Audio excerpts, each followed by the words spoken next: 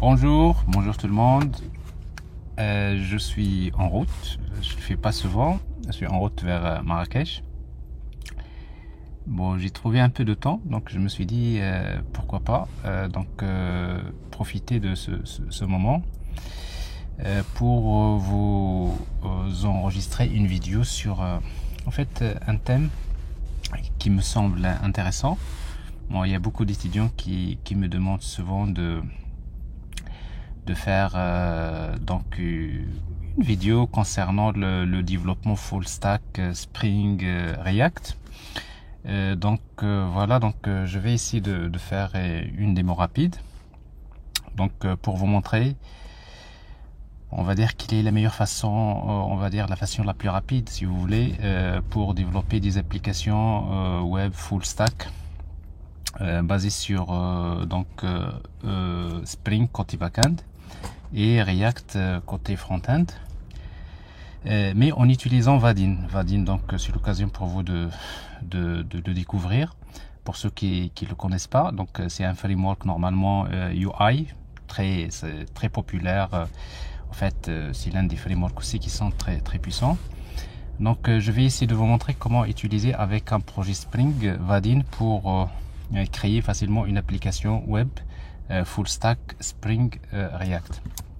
Voilà, pour faire ça, bon, je vais d'abord connecter la machine. J'espère que tout se passera bien et que tout est chargé. Ouais, tout à fait, parfait. Alors donc je vais créer un projet.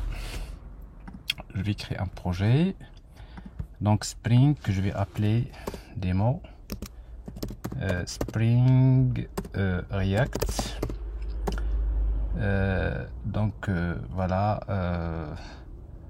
Test démo Spring React, Vaadin VA. Alors donc Vaadin. Alors ici donc c'est un projet Maven. On va utiliser Java 21. On va utiliser les dépendances suivantes. Donc j'aurai besoin d'utiliser Spring Web. J'ai besoin d'utiliser une base de données. Donc je vais utiliser GPA. Je vais utiliser donc une base de données H2 database. Et je vais utiliser Vaadin. Elle est là. Donc vous voyez donc Vaadin, c'est pour faire le développement full stack des applications Spring. Alors les vues, normalement avec Vaadin, les vues peuvent être générées avec du Java. Si vous voulez faire générer c'est-à-dire des composants UI avec Java côté backend. Mais également il y a ça, c'est important. Donc on peut également utiliser React avec Hila, qui est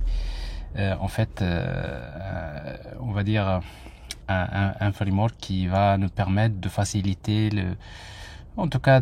l'intégration de React dans des applications. On va essayer de voir comment faire tout ça. Donc j'ai ça. Donc si vous voulez, on peut ajouter Lombok. Et si vous voulez, par exemple, dans l'application, pour communiquer, si vous voulez intégrer un peu d'intelligence artificielle, on va utiliser Spring AI. Bon, c'est d'actualité. Alors Spring AI, je vais utiliser OpenAI par exemple pour communiquer, pour créer un chat ou bien un chatbot si vous voulez, ou utiliser Ollama, si vous voulez, donc il n'y a pas de problème. De toute façon, on va utiliser Ollama ou bien chat ou bien OpenAI, pas de problème. Alors je vais créer le projet. Alors une nouvelle fenêtre.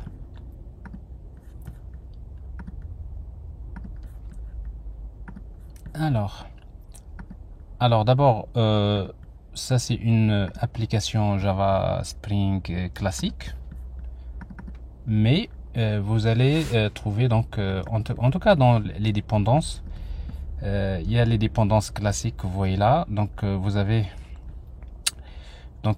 ces dépendances qui sont là. Vous voyez, donc il y a la version de Vaadin, c'est la version 24, c'est la dernière version, 24.4.3.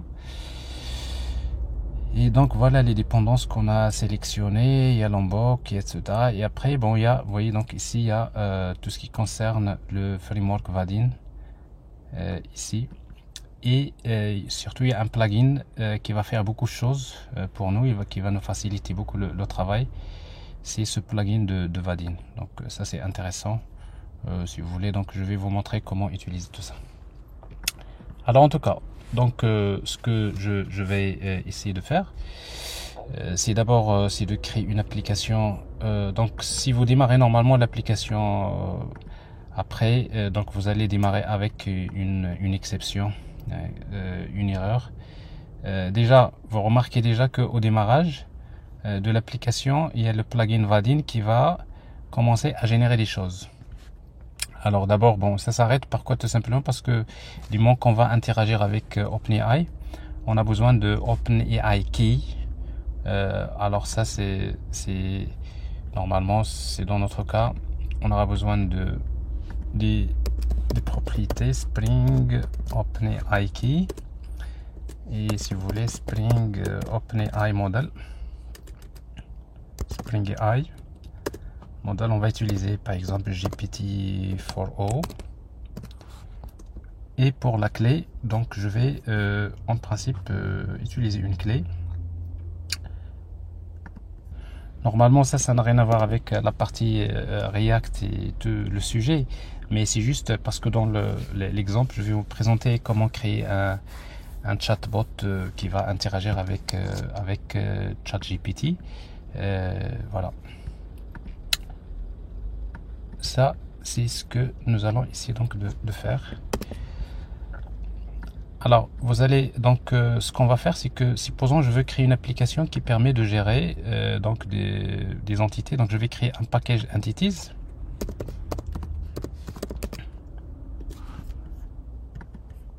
Alors, je vais créer la classe, allez, on va dire customer,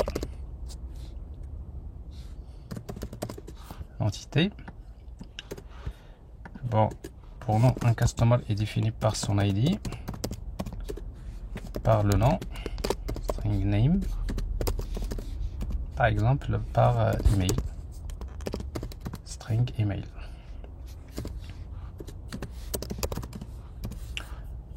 Alors comme c'est une entité GPA, on va utiliser la notation entity.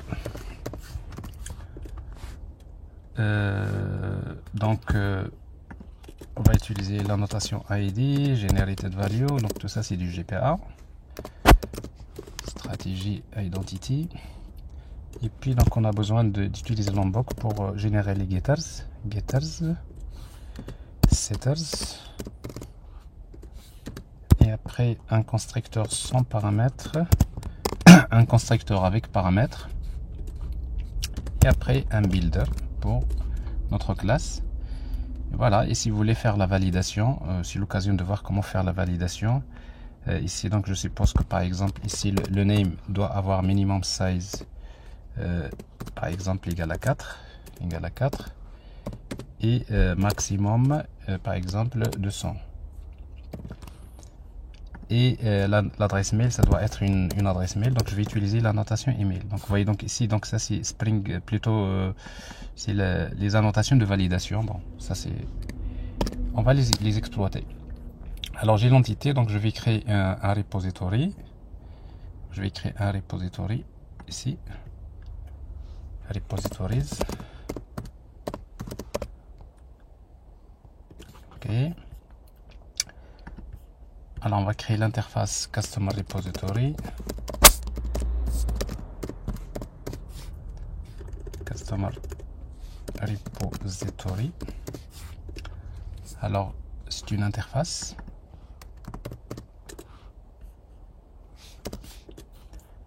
Extend GPA Repository. Alors l'entité qu'on va gérer c'est Customer et le ID c'est le type long. Alors ça c'est de manière classique. Et puis ça c'est toujours je rappelle qu'on est en train de faire du full stack. Je suis en train de créer le backend. Je vais créer un service. Je vais créer un package service dans lequel je vais créer une classe que je vais appeler customer service. Et ce customer service là, il va utiliser donc le customer repository. On va faire l'injection via le constructeur. Et puis je vais créer quelques méthodes. Je vais créer deux méthodes. Une méthode qui permet de consulter la liste des customers. Donc ici, je vais l'appeler get all customers. Et là, je vais retourner customer repository find all. C'est des choses qu'on a l'habitude de faire. Et puis j'ai une méthode qui permet de créer un customer. Par exemple, save customer. Alors ici, donc je vais utiliser un objet customer et je vais utiliser return customer repository .save customer. Save customer. Voilà. Bon, ça c'est les deux méthodes que j'ai pour mon backend. Alors maintenant, ce qui va changer par rapport à ce qu'on fait d'habitude, c'est que d'habitude, qu'est-ce qu'on fait? On crée un contrôleur, plutôt ça c'est un service, après il faut créer un REST controller. Tout ça, en principe, si vous travaillez avec Vaadin, vous n'avez pas besoin de faire ça parce qu'il y a des annotations qui vont permettre de générer ça. Alors pour cela, on va utiliser une annotation qui s'appelle browse callable. Alors normalement, ça c'est une annotation de Vaadin. Donc c'est-à-dire quoi? C'est comme si vous êtes en train de dire que toutes les méthodes de ce service-là, je voudrais les appeler via le navigateur. Donc automatiquement, il y a un REST controller qui va être généré et que vous pouvez utiliser. Et comme il y a toujours la partie sécurité, donc on peut utiliser, par exemple, on va autoriser les connexions anonymes. C'est-à-dire, pour le moment, il n'y a pas d'authentification. Et voilà. Vous voyez, donc le backend est terminé. Alors, on va passer au front-end. Alors, pour le front-end, donc, vous allez remarquer déjà que ici, il y a un dossier qui a été créé parce qu'on a fait déjà une première exécution. Ici, donc, nous avons, nous avons un dossier. Dans le dossier main, il y a un dossier qui est créé, qui est front-end. Et dans lequel ce dossier front-end, s'il n'est pas créé au début, vous pouvez le créer. Bon, mais en tout cas, donc Vaadin plugin, qu'est-ce qu'il fait? Il vous génère un dossier generated dans lequel il génère du code, du TypeScript pour le projet React. Alors justement, ce qu'on va faire, c'est qu'on va vers ce dossier front-end, on va créer un dossier qu'on va appeler views. On va créer un dossier qu'on va appeler views, dans lequel on va mettre les vues. Okay. Et dans ce dossier view, on va créer la vue principale. C'est un fichier qu'on va appeler index tsx TypeScript. Voilà. Donc ici, je vais utiliser TypeScript. Donc ça, c'est pour du React. Alors ça, c'est en fait un fichier tsx. Et après, donc, je vais créer un React Component export default function. Alors le composant, on va l'appeler index. Et ici, on va retourner return. Pour le moment, on va faire quelque chose comme un petit hello avec, par exemple, un div dans lequel on met un style h1, par exemple, hello test. Donc ça, c'est notre composant principal. Alors, on va tester déjà, on va exécuter, on va regarder ce qui va se passer. Alors, je vais démarrer. Alors, normalement, quand vous démarrez, vous allez remarquer que, comme je disais, si vous démarrez la première fois, il y a le plugin Vaadin qui va lire votre code. Il va vous générer aussi beaucoup de code qui va permettre que vous allez pouvoir exploiter. Bon, mon application, elle est démarrée sur le port 8080. Si vous voulez donc accéder à votre application React au front-end, ben c'est très simple. Il suffit donc de faire appel à notre navigateur. Ici, vous tapez localhost 8080 tout court. Alors vous allez remarquer donc l'application elle est là. Alors on va essayer de mettre ces fenêtres côte à côte. Je vais faire ça. Alors ça c'est IntelliJ, donc comme ça. Voilà.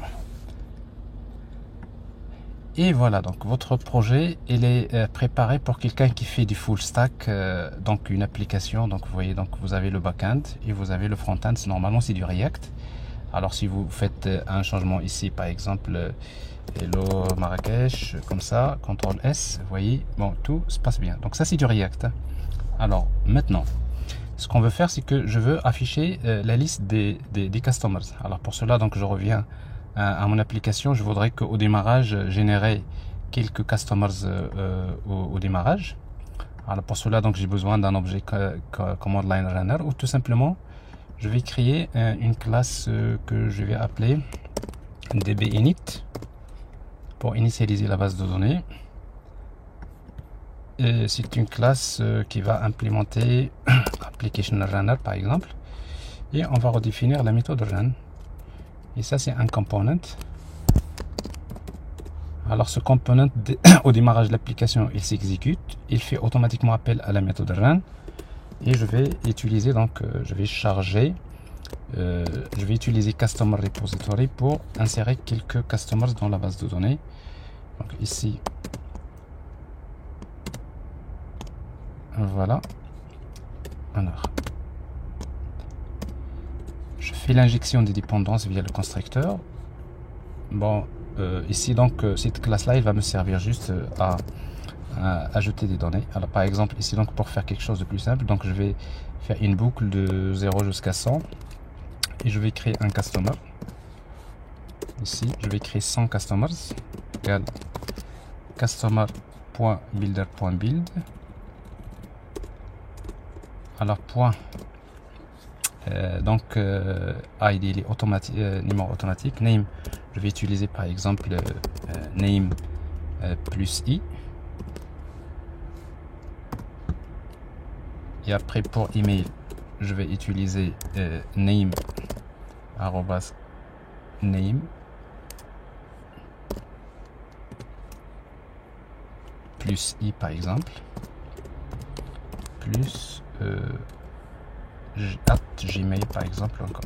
Bon, je fais quelque chose comme ça. Et après je vais les enregistrer. Customer repository .save customer. Alors je suppose que tout ça c'est dans la base de données. Alors comme j'utilise une base de données H2, donc il y a une base de données par défaut qui va être créée. Ça va marcher. Alors ici donc j'ai l'application, je redémarre bien sûr, donc mon application. Alors forcément quand vous démarrez généralement l'application, si s'il y a du nouveau code qu'il va générer, vous allez le remarquer dans le browser. En fait il vous montre comme quoi il est en train de générer du code, parce que nous sommes là dans le mode de développement, vous voyez, build front-end for voilà, development bundle. Ça veut dire qu'il détecte des choses et il génère du code. Alors ici il y a une exception, il faut qu'on regarde un peu cette exception, qu'est-ce qui se passe. Alors doit être, voilà, nous avons ici en fait une validation, parce que nous avons dit que l'adresse mail, ça doit être une adresse mail. Alors ce n'est pas le cas pour notre application, parce que dans notre dbinit, a priori ce n'est pas une adresse mail, parce qu'il y a un espace ici, et dans l'adresse mail on ne peut pas avoir des espaces. Je démarre à nouveau.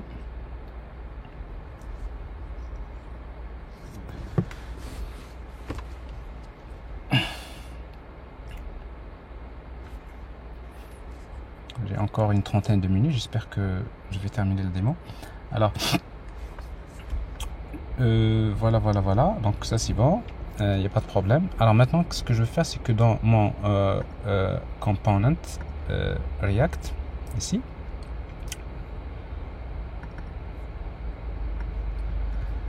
alors en principe je peux laisser index component comme ça, et je peux créer des composants séparés si vous voulez. Donc je peux faire ça. Donc dans front-end, je vais créer un dossier que je vais appeler component. Alors components, dans lequel je vais créer un component que je vais appeler customer component. Customer component. Alors j'ai ma machine qui chauffe.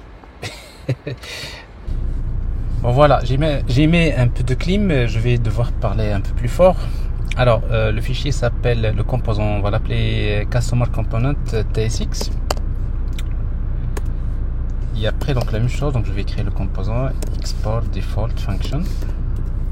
Alors ça, je vais l'appeler customer component par exemple. Alors customer component dans lequel je vais retourner quelque chose ici, dans lequel je vais mettre ce customer.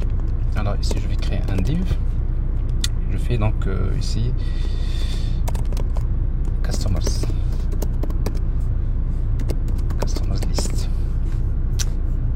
Alors ça c'est le customer, et puis donc ici ce que je vais faire, c'est tout simplement dans le index, je vais afficher donc customer component ici, et ça me donne quelque chose comme ça. Voilà. Alors je vais intégrer CSS. Alors bon, pour intégrer CSS, donc vous avez déjà, vous pouvez utiliser votre framework CSS comme vous le souhaitez, mais il faut savoir qu'il y a un framework CSS par défaut qu'on va essayer d'importer. Donc pour cela, donc je vais créer un fichier, donc un dossier styles, dans lequel je vais créer un fichier styles CSS, styles.css, et dans lequel je vais importer quelques fichiers CSS ici, et import, alors dièse import, alors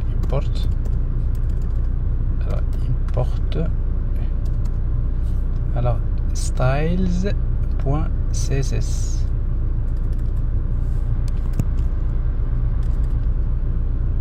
Alors import, pourquoi j'ai ça, alors URL. Alors ici donc je vais importer, alors il y a quelque chose qui cloche parce que là styles.css, alors je dois pas le mettre ici dans frontend, je dois le mettre dans le dossier main. Oui, c'est ici dans frontend, styles.css.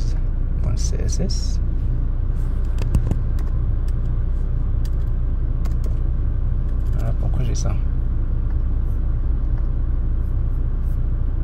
je fais là,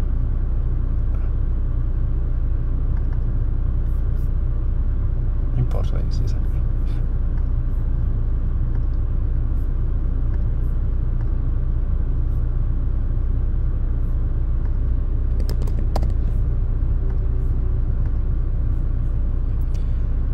Alors normalement voilà, on va utiliser import URL. Alors ici donc on devrait avoir donc un dossier dans les dépendances Vaadin, dans lequel il y a React Component, il y a CSS, et puis il y a on va utiliser les mots CSS, donc ça c'est ce qui est proposé par défaut, mais après on va ajouter aussi si vous voulez comment ça s'appelle, Bootstrap. Alors sinon voilà 3 lignes que vous allez importer. Donc la première c'est les mots CSS, vous avez utility module CSS, et après vous avez typographie CSS. Bon, tout ça c'est ce qui est proposé par défaut, mais il n'empêche que vous pouvez aussi installer React et l'utiliser comme vous le souhaitez. Alors si vous voulez travailler avec React, il suffit de l'installer. Vous tapez npm install, c'est pas React, c'est plutôt Bootstrap,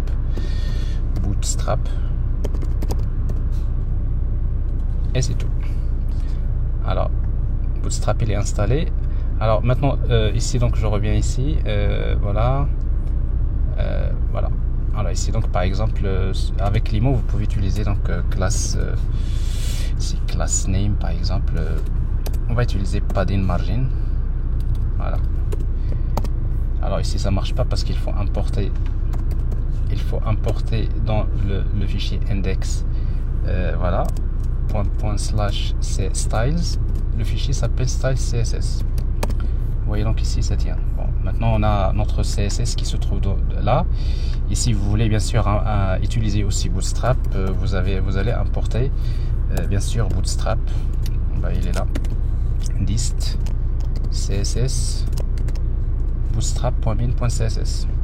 Alors là maintenant vous avez ça et vous avez ça. Bon, à mon avis il faudrait regarder bien donc sur c'est-à-dire les possibilités offertes avec Limo, parce que c'est un framework également qui offre pas mal de choses. Mais après, si vous souhaitez, si vous n'êtes pas patient pour découvrir un peu comment migrer de Bootstrap vers Limo, c'est pas grave. Vous pouvez utiliser donc Bootstrap comme vous le souhaitez. Vous pouvez combiner les deux. Tout ça, c'est bon. Alors en tout cas, donc j'ai Customer List. Alors maintenant, je vais afficher la liste des customers. Alors pour afficher, c'est-à-dire si vous voulez, tout à l'heure, je vais vous montrer comment créer un CRUD. Si vous voulez créer un CRUD avec 2 lignes de code ou 3 lignes de code, avec Vaadin, vous avez cette possibilité-là. Mais avant de vous montrer ça, il vaudrait mieux que je montre comment travailler, c'est-à-dire comment exploiter déjà ce qui est généré par si vous voulez, Vaadin. Alors, ce qu'on va faire, c'est que je veux afficher la liste des customers. Ça se passe ici dans Customers Component. Alors, pour cela, ici donc dans Customers Component, je vais afficher. Je vais créer un, voilà, donc je vais créer un hook. Par exemple, ici, je vais chercher une liste de customers. Je crée une variable, un destructor qui permet de représenter le state de ce composant. Alors ici donc customers ici et set customers. Alors pour les gens qui font du React, ça c'est des choses habituelles. Alors on va utiliser useState. Alors useState et on va initialiser la liste des customers à un tableau qui est vide et on va spécifier comme quoi ici c'est une liste de customers. Alors ici donc je vais chercher une classe qui s'appelle customer. Regardez bien. Et ça, c'est pas du Java, c'est du TypeScript. Ici, donc, je suppose que c'est un tableau de customers, le state. Alors, si vous regardez, si vous faites CTRL et vous cliquez, vous allez trouver, vous voyez, donc, il y a, en fait, le plugin Vaadin a généré, vous avez créé une classe customer côté backend, ben, automatiquement, il vous génère une classe customer côté front-end. Vous voyez, donc, ici, c'est la classe customer qui représente le modèle. Il vous génère beaucoup de choses encore, vous allez voir. Ça va vous permettre d'exploiter tout ça. Alors donc j'ai la liste des customers et je voudrais par exemple charger les customers au chargement par exemple du composant. Bon, je vais utiliser use effect. Alors use effect. Alors use effect et après donc je veux au démarrage, je vais faire ce traitement là. Et ici donc je vais le faire. Ici donc je n'ai pas besoin on va dire de scanner une variable particulière, c'est-à-dire tout ce que je veux, c'est qu'au démarrage du composant, je voudrais faire un traitement. Donc c'est-à-dire ce traitement, je voudrais pas qu'il soit répété à chaque fois qu'il y a une variable qui change de valeur, etc. Donc ici, je vais faire ça. Alors pour cela, donc qu'est-ce que je vais faire? Eh bien, je vais appeler une classe qui s'appelle Customer Service. On devrait l'avoir. Customer Service. Et ça, c'est très intéressant parce que moi, dans le backend, j'ai créé Customer Service. Vous voyez, donc, Frontend, il m'a également créé Customer Service. Et il contient une méthode qui s'appelle Get All Customers. Donc, vous voyez, donc, ici, je vais utiliser directement, voilà, je vais faire appel à ça. Et je fais .den. J'appelle Customer Service. Et après, dès que je récupère le résultat, et bien, qu'est-ce que je vais faire? Je vais utiliser tout simplement, je récupère den, voilà, den, et je récupère le résultat et je le transmets à set customers. Donc normalement, ici, on devrait avoir quelque chose comme ça. C'est const, plutôt, vous pouvez faire ça, donc c'est-à-dire, vous voyez, response.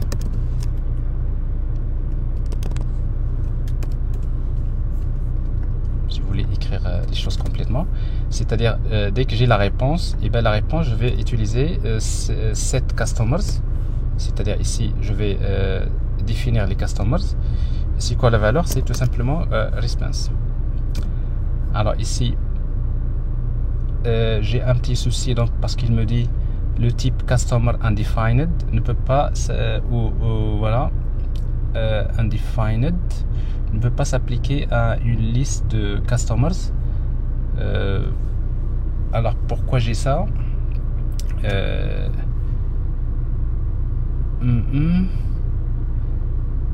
Voilà, alors ce problème-là, c'est un problème de typage. Alors pour régler ce problème-là, ce que vous allez faire, c'est que vous allez indiquer, vous allez vers le service, dans le package service, et vous allez créer tout simplement un package info Java.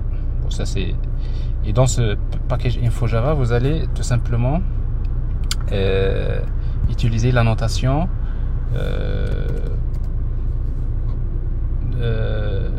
non nul API. Voilà, c'est ça.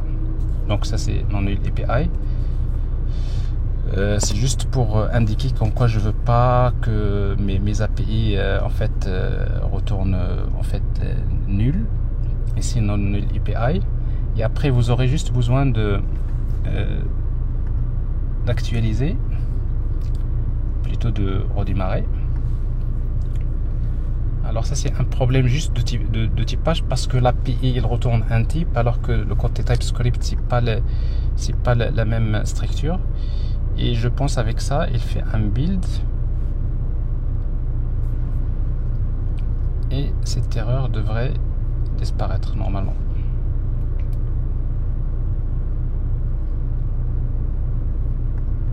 Voilà, c'est ça exactement.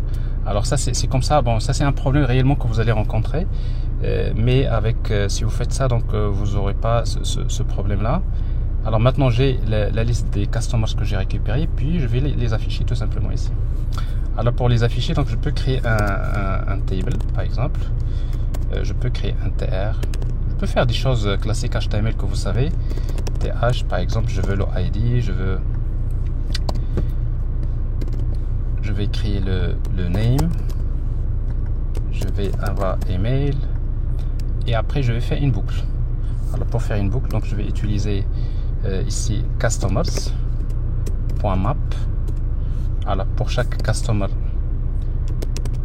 je vais ouvrir les parenthèses et je vais afficher un tr. Alors ça c'est comme ça qu'on fait avec React. Alors tr, donc vous utilisez déjà key, donc on va utiliser c.id, et dans les td, donc vous allez utiliser donc c.id, et vous faites ce que vous voulez. Alors ça, tout votre code il est bien structuré, parce que il sait très bien que la liste des customers il contient des objets de type customer, donc là il n'y a pas de problème. Alors ici donc on va mettre name, non pas ici id, ça c'est id, name, email. Voilà, et vous voyez le résultat il est déjà là. Alors ça c'est le premier test. Bon après, bon, si vous voulez utiliser Bootstrap, donc vous pouvez utiliser class name égale table. Ça c'est Bootstrap. Vous savez, bon ça c'est le. Mais avec Bootstrap il faut utiliser donc thead, etc. À l'intérieur de thead vous mettez ça.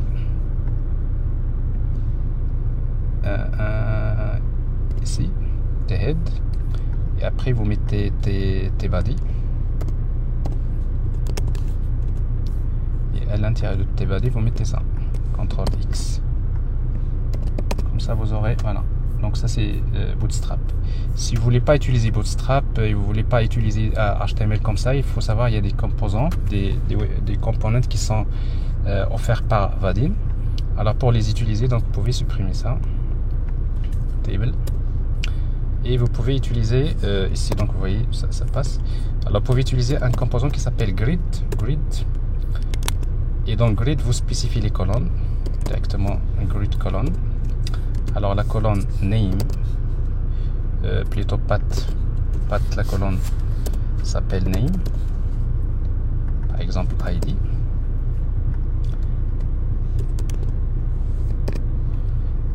Alors ici id, il suffit de mettre là items, donc il va faire une boucle, et items c'est customers. Vous voyez donc déjà ça marche, pas de problème. Alors je vais ajouter une colonne. Alors ça c'est alors j'espère que vous n'allez pas, que la machine ne va pas enregistrer beaucoup de bruit, parce que là j'ai la clim. Alors si la qualité de l'audio n'est pas bonne, je serai amené à réenregistrer. la vidéo, mais je sais pas si j'aurai le temps. Mais en tout cas, name ici, donc ça c'est path, c'est name, c'est path email.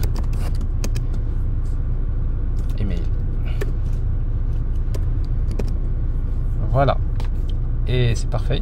Alors vous avez ici donc vous voyez ici donc vous avez la liste des customers. Alors maintenant, bon, vous voulez par exemple créer en fait vous voulez créer un formulaire qui permet d'ajouter, de faire. Vous pouvez utiliser useform, tout ce que vous savez faire avec React. Donc je vais vous le montrer tout à l'heure. Mais si vous voulez créer une application assez rapidement, parce que vous voulez juste créer des applications de type CRUD, je vais vous montrer comment le faire. C'est vraiment assez rapide. Il suffit de créer une interface dans Service. Je vais créer une interface qui s'appelle une classe plutôt, une classe que vous allez appeler Customer. Je peux l'appeler Customer CRUD Service. Customer CRUD Service. Et bien vous allez juste hériter, extend une classe qui s'appelle CRUD Repository Service.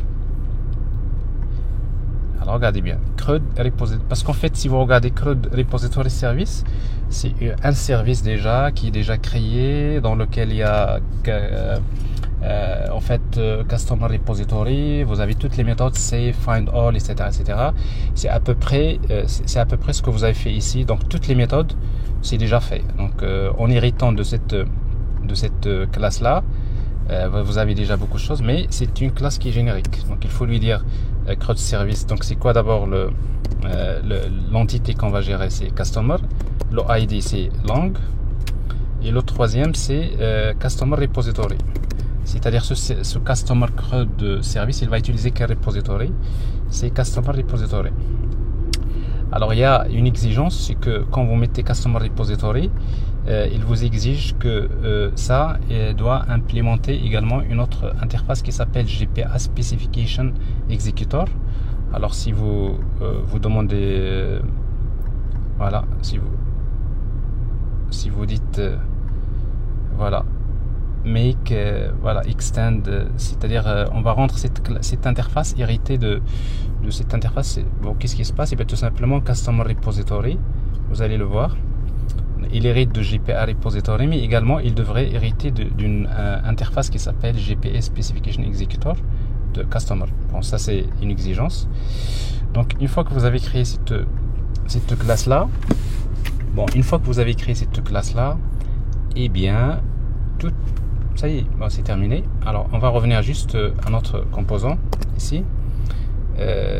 Bon, Customer Component, on va le laisser tranquille ici. Bon, après on va le compléter. Ben, je vais peut-être créer un autre composant, classe que je vais appeler Customer CRUD Component. Comme ça vous laissez les deux. Alors Customer CRUD Component TSX. Alors Customer CRUD Component, qu'est-ce qu'on va faire? Ben, tout simplement c'est un composant, donc export default function. La fonction c'est Customer CRUD Component. Ben, on va retourner le rendu. Alors c'est quoi le rendu? Ben, tout simplement vous aurez juste besoin de retourner un objet qui s'appelle CRUD. Vous voyez, AutoCRUD. AutoCRUD c'est déjà fait par défaut. Et AutoCRUD, il suffit de lui dire où se trouve le service. Ben, le service devrait s'appeler, c'est Customer CRUD Service. Service, vous voyez, donc vous ne l'avez pas ici. Pourquoi? Parce que c'est une classe qu'on vient de créer. Donc je vais supprimer ça. Ben, c'est une classe qu'on vient de créer, mais en fait il va falloir parfois soit vous actualiser, parce que normalement si vous regardez bien tout ce code qui est généré, alors ici generated, alors vous voyez donc tout ce code c'est généré. Vous voyez donc tout ça c'est des trucs que vous connaissez de React. Alors ici donc vous allez trouver, il y a Customer qui est généré, il y a Customer Model, il y a Customer Service que vous allez trouver ici, qu'on a fait tout à l'heure. Customer Service il est là, mais je ne vois pas jusque là Customer CRUD Service. Donc pour cela je dois redémarrer. Non, c'est pas que je dois redémarrer, j'ai oublié quelque chose d'important. C'est-à-dire au niveau de la classe Customer CRUD, il faut pas oublier, le plus important c'est Browser Callable, comme tout à l'heure. Et après ici donc Anonymous Load. Alors c'est parce que si vous ne faites pas ça, donc il va pas le traiter, c'est-à-dire le plugin ne peut traiter que ces composants là. Bon, j'actualise et à la rigueur donc vous pouvez redémarrer. Normalement si vous redémarrez, il devrait me générer en fait un TypeScript qui devrait porter un service TypeScript qui porte le même nom. Vous voyez donc ici, il fait ce travail là. Alors tout ira bien. Alors elle est là. Vous voyez donc maintenant je peux revenir tranquillement à mon composant.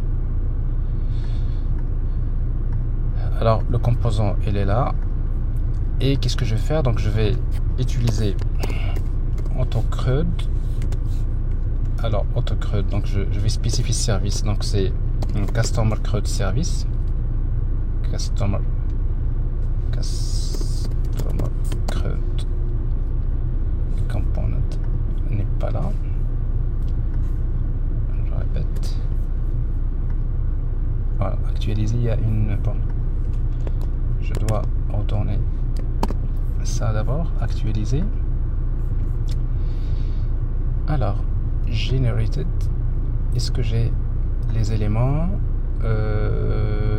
ici il y a dans net, donc ça c'est fait. J'ai ici les services, Customer CRUD Service il est là, donc je devrais le trouver sans problème.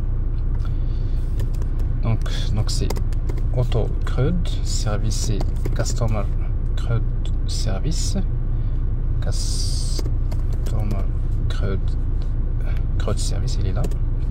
Il pris le modèle, et le modèle vous lui donnez, donc c'est Customer Model. C'est également Customer Model, c'est une classe qui est générée. Si vous faites CTRL espace, vous allez trouver, bon, il y a du code, vous pouvez regarder, mais c'est vraiment magnifique. Alors ici donc ça c'est Customer Model, etc. Alors je reviens vers mon code. Vous voyez donc ici, donc j'ai créé donc Customer CRUD Component. Maintenant je vais l'afficher. Ce composant, je reviens vers la partie index. Dans Views, j'ai Index. Et dans Index, qu'est-ce que j'ai? Tout simplement, au lieu de mettre Customer Component, je vais utiliser Customer CRUD Component. Customer CRUD Component. Et la surprise, c'est que vous aurez ça.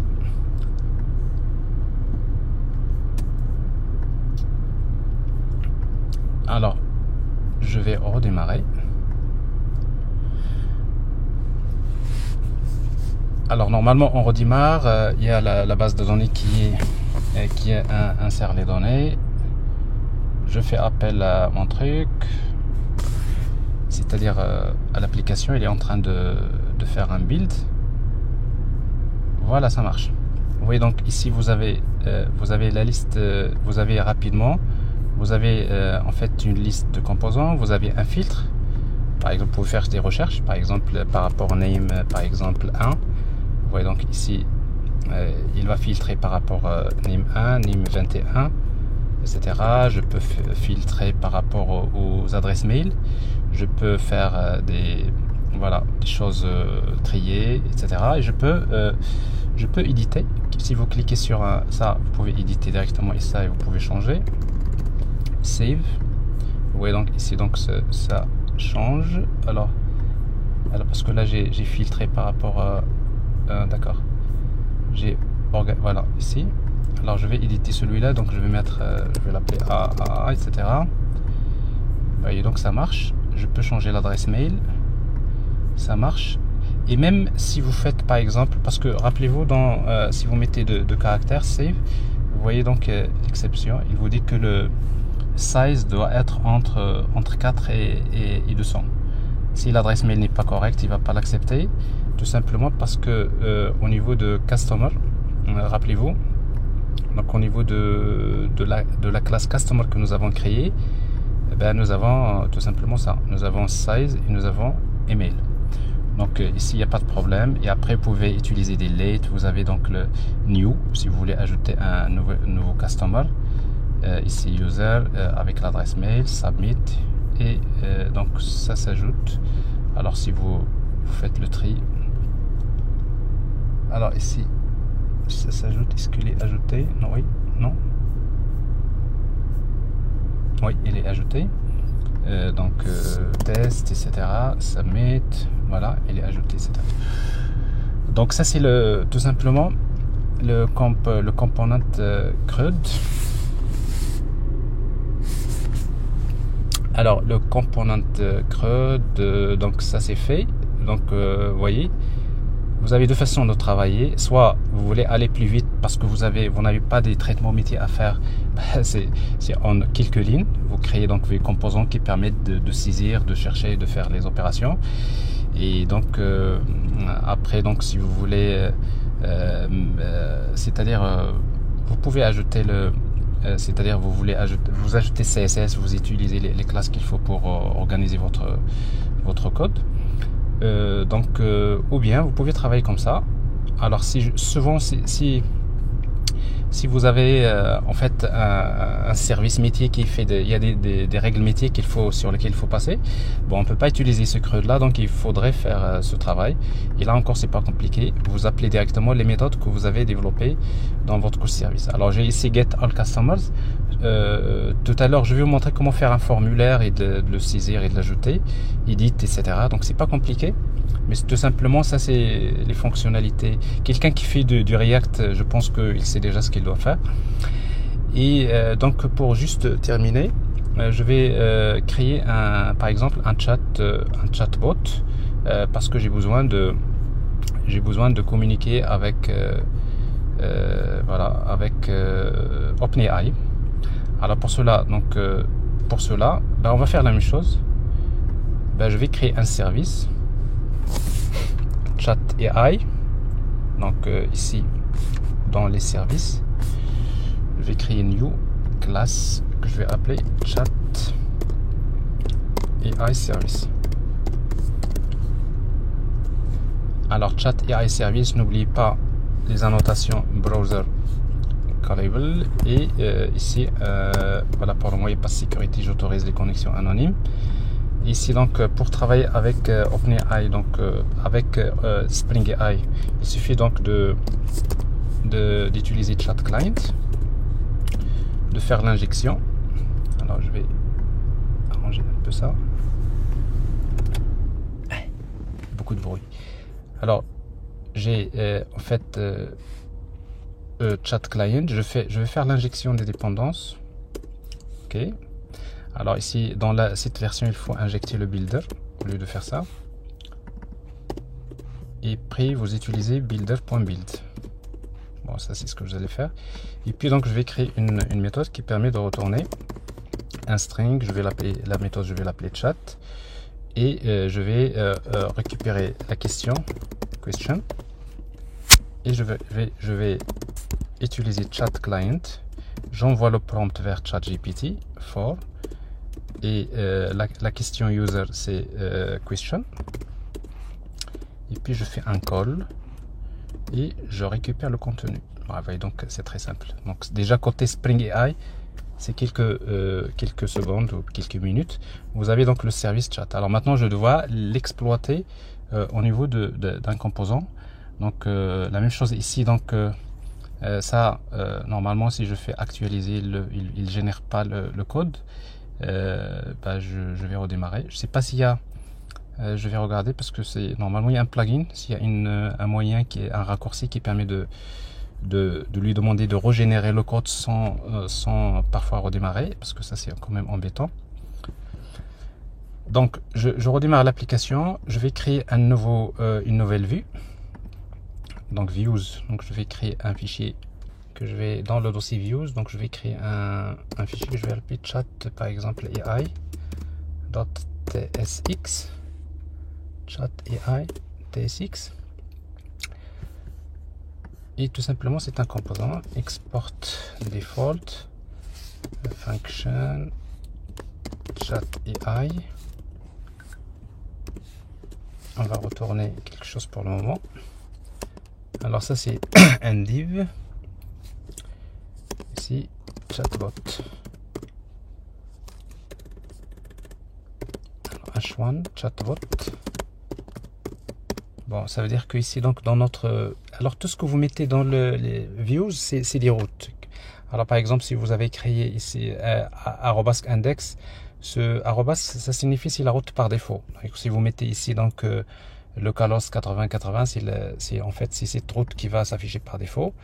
Mais si vous voulez afficher par exemple celui-là, il suffit de taper slash chat AI. C'est le nom de, voilà, ici donc vous voyez, donc ça tient, pas de problème.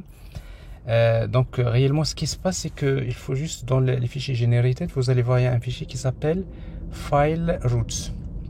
Vous voyez donc file routes, vous le créez pas, il a déjà une route par défaut, mais là il a ajouté une nouvelle route pour la page 1, et après la page 1 c'est, voilà, donc c'est le fichier que nous avons créé.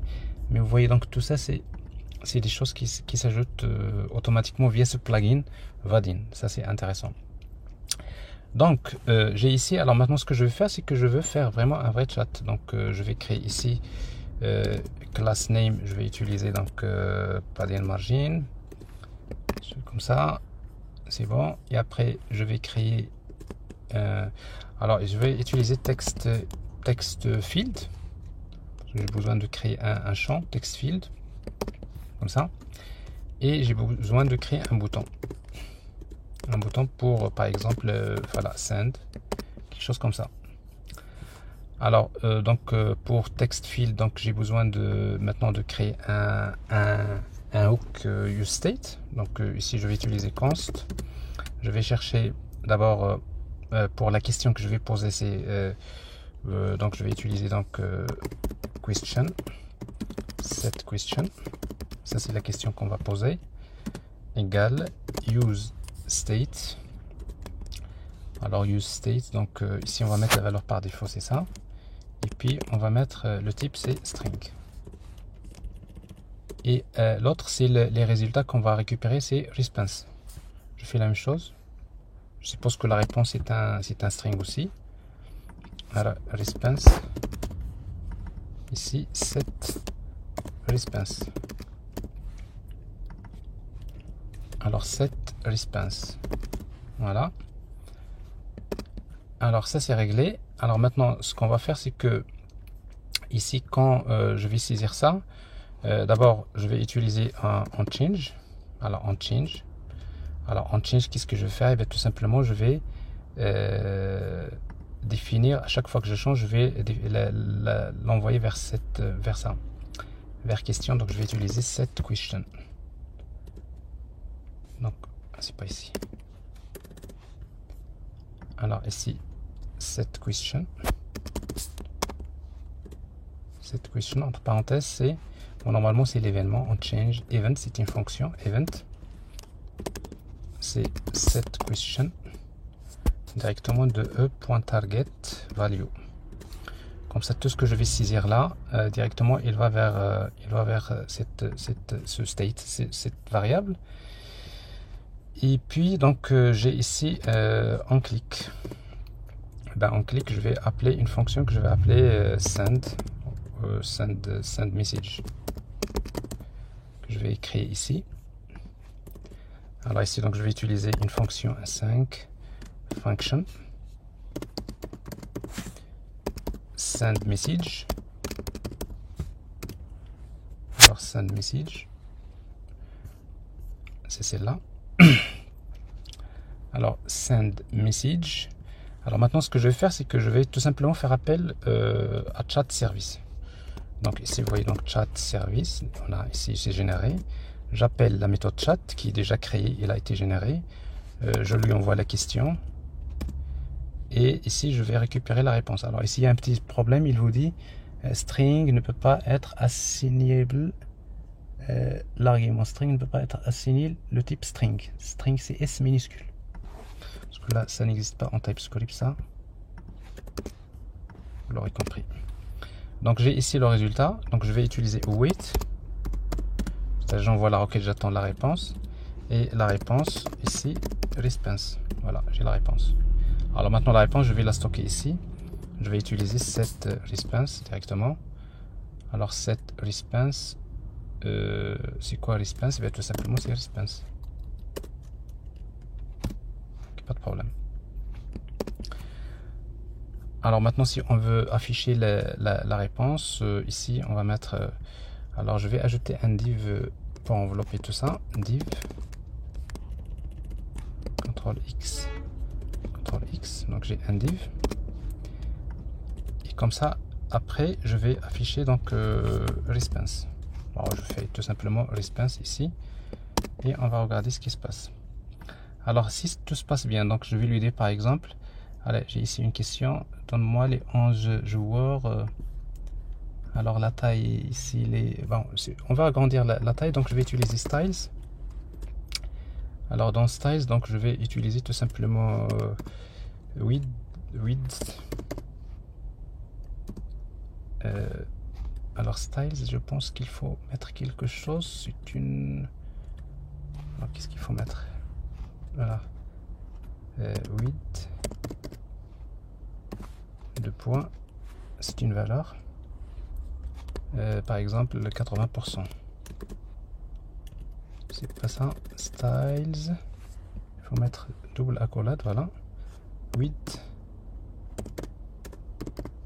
2 points. 80%. Je pense que ça va marcher. Oui, ça marche. Alors ici, donc, c'est-à-dire, cette zone de texte, ça occupe 80% de... Donc je lui demande, je veux 11 joueurs de l'équipe du Maroc de foot.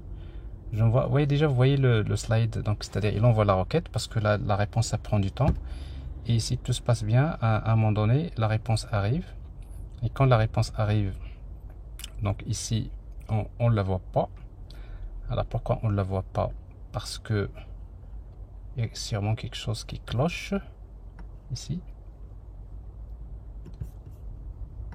On va regarder s'il y a une exception parce qu'il faut voir les outils de développement.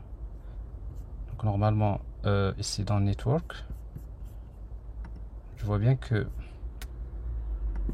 la requête envoyée, j'ai la requête et j'ai la réponse. Vous voyez, donc il y a déjà la réponse, mais je n'arrive pas à la voir. Bon, ça veut dire que juste il y a un problème d'affichage ici. Alors peut-être ici j'ai dû rater quelque chose. Donc j'ai la réponse. Ah, c'est resp. Voilà. Vous l'aurez compris. Donc je dois prendre cette réponse là. Voilà. Alors j'envoie la requête et ça marche. Alors ici donc il me donne Yassine Bouno, Achraf Hakimi. Bon, vous voyez donc ça c'est en fait une application de chat. Alors j'aimerais garder le format qui est envoyé. Vous savez que ChatGPT il répond avec du texte, il utilise le Markdown. Alors si vous voulez utiliser Markdown, donc vous pouvez l'installer. Donc npm install React Markdown. React Markdown, voilà. Alors si vous l'installez, il suffit donc de mettre ça, d'utiliser une balise qui s'appelle Markdown. Et comme ça, ce texte-là, il va être interprété. Donc il va garder son format. Ouais, donc ça marche ici. J'envoie la requête. Donc il garde bien son format. Qui ici, donc si je lui demande quels sont, comme je suis en train de, je suis près de Marrakech, les monuments. Les monuments historiques à visiter sur Marrakech.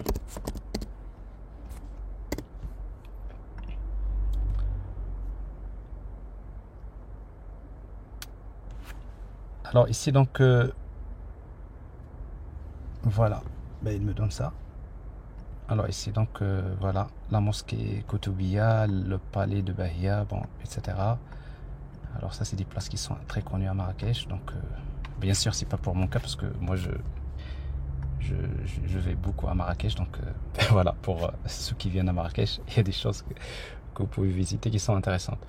Alors, il y a des places, c'est pas des choses, c'est des places historiques. Alors, voilà.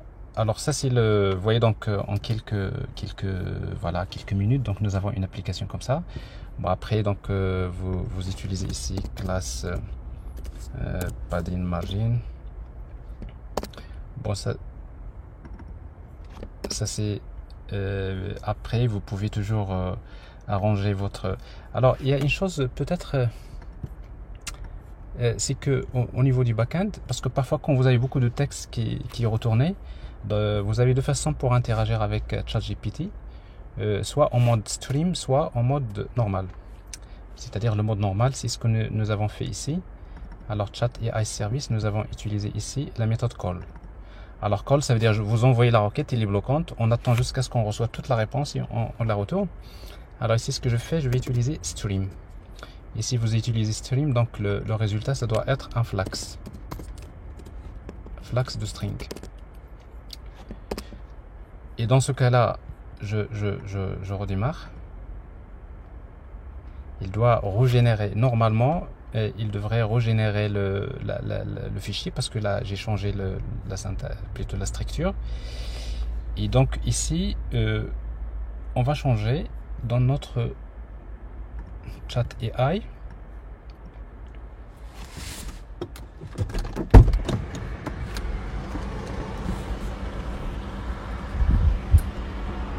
Alors on va changer.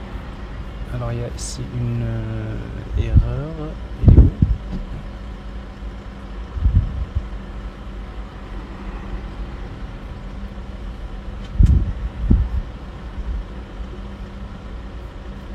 Oui. Alors oui, c'est ça. Maintenant vous voyez donc ici ça tient pas. Pourquoi? Parce que ce n'est plus ce qu'on veut faire. Ici maintenant on va utiliser la méthode là. Il n'est pas bloquante, donc on va pas faire de wait. Ici on va utiliser chat service et après, comme c'est un stream, c'est-à-dire on reçoit au fur et à mesure qu'il nous génère du texte, on va le générer, on va utiliser on next. Et on next, donc c'est une fonction dans laquelle vous avez utilisé par exemple item. Chaque morceau que je récupère, je vais l'ajouter à la réponse. Donc set response, et response, je prends la réponse actuelle et je lui ajoute response plus place item. Voilà, je pense que ça devrait marcher comme ça. C'est-à-dire voilà, donc je fais ça et on va regarder si ça marche. Alors je lui dis quels sont les monuments qu'il faut générer. J'envoie la requête. Je pense, voilà, vous voyez, donc ça marche. Donc là, au fur et à mesure que je reçois la réponse, il me donne ça. Alors ici, donc le markdown n'a pas fonctionné. Alors pourquoi? C'est normal parce que là, ça vient. Donc il va falloir penser à ça. Si je lui demande de génère-moi une histoire.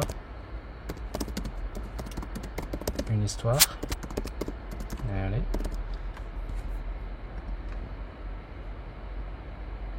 Ouais, donc voilà. Un jour, etc. Voilà. Alors normalement, le markdown, on devrait voir des choses en gras, en italique, etc.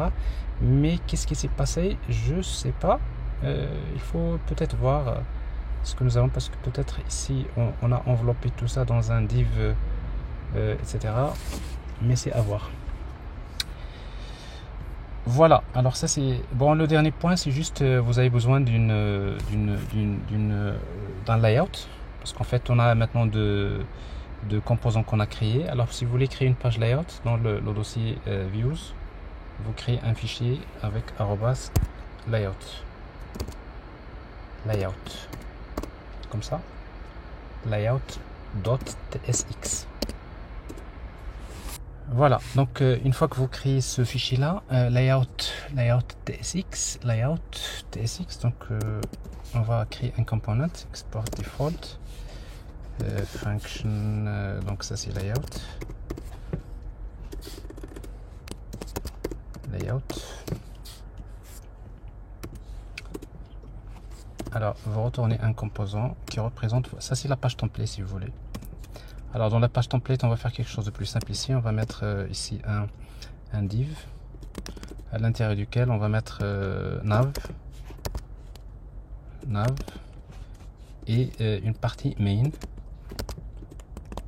Alors voilà. Alors dans la partie main, on va mettre outlet. Donc c'est là on va insérer les composants de navigation. Le routeur c'est là il va insérer les composants. Et puis dans la partie nav, on va créer les boutons. Chaque fois que je clique sur un bouton, je navigue vers la route. Ou tout simplement, si vous voulez qu'il cherche les routes directement, il fait une boucle pour chercher les routes. Alors avec, vous pouvez faire appel à une fonction qui s'appelle create menu items routes. Je pense c'est menu items. Create menu items, je pense. Voilà. Alors, create menu items, item. Pour chaque item, utiliser les parenthèses. Alors, on va créer quoi? On va créer, pour chaque item, on va utiliser navlink. Donc, il y a quelque chose qui cloche là. Alors, c'est create menu item. Donc, c'est une fonction normalement qui reçoit chaque route item.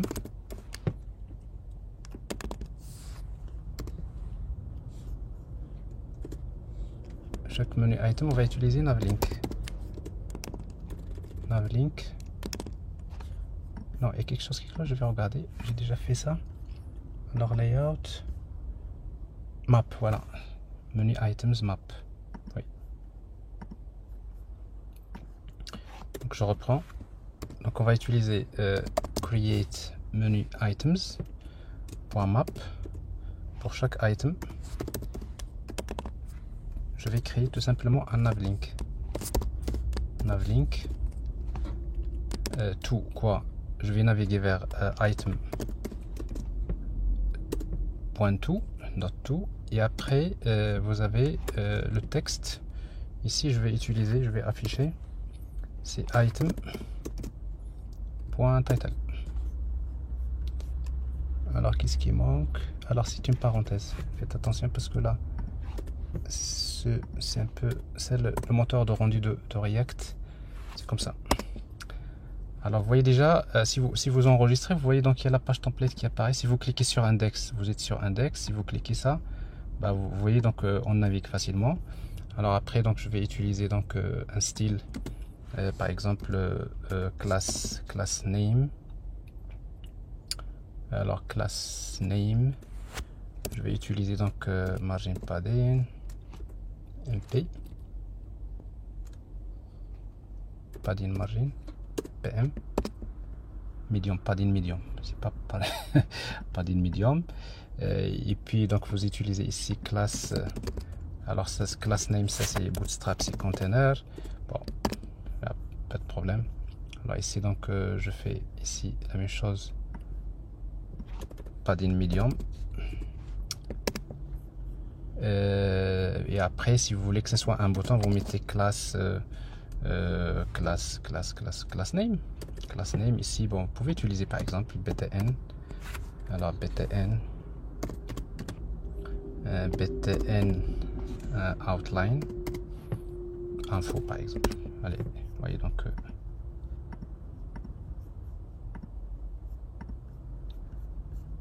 alors ici donc avec margin start 2 avec l'espace. Voilà. Alors je pense la chaleur elle est sans max. Vous voyez donc un peu de sueur. Voilà. Donc ça c'est. J'espère que la qualité de l'audio sera bonne pour pouvoir partager avec vous donc cet enregistrement. Donc en résumé, si vous aimez Spring et si vous aimez React, eh bien vous allez encore aimer les deux, notamment pour un full stack développeur en utilisant Vaadin. Donc vous allez aimer beaucoup travailler avec Spring et React, mais en utilisant Vaadin. Mais il ne faut pas oublier que ça c'est du full stack development, c'est-à-dire vous allez avoir une application que vous allez générer à la fin, c'est-à-dire un seul jar. Ici donc vous utilisez donc MVN clean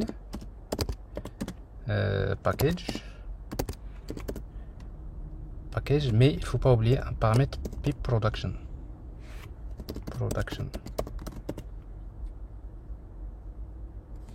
avec double tiré, je pense. Non, un seul. Ouais, c'est ça. Alors là, vous laissez un petit moment parce qu'il va packager le jar du backend à l'intérieur duquel il va mettre le package, l'application React. Et à la fin, il devrait vous générer un jar.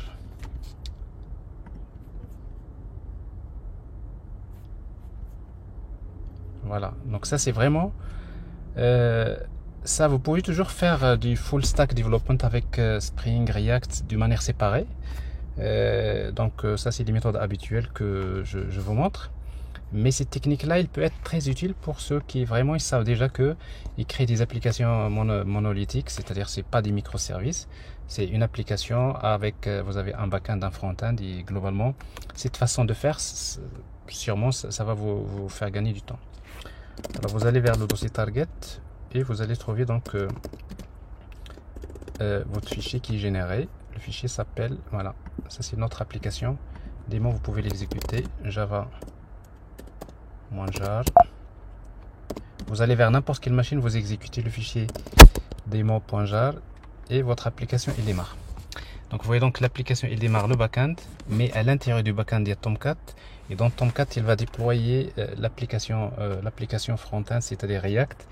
Et bien du coup le final c'est que vous faites http localhost 8080 et vous avez votre application qui marche. Et vous avez votre chatbot ici.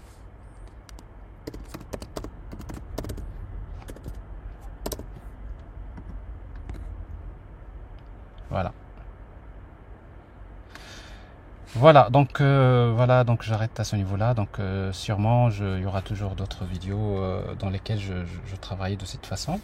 Mais je pense que c'est très utile en tout cas de le savoir.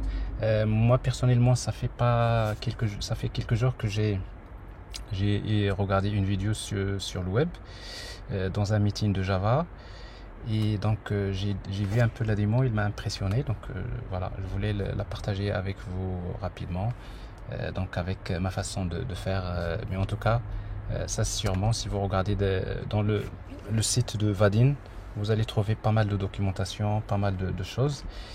Et voilà, donc je vous souhaite un très bon courage et bonne journée.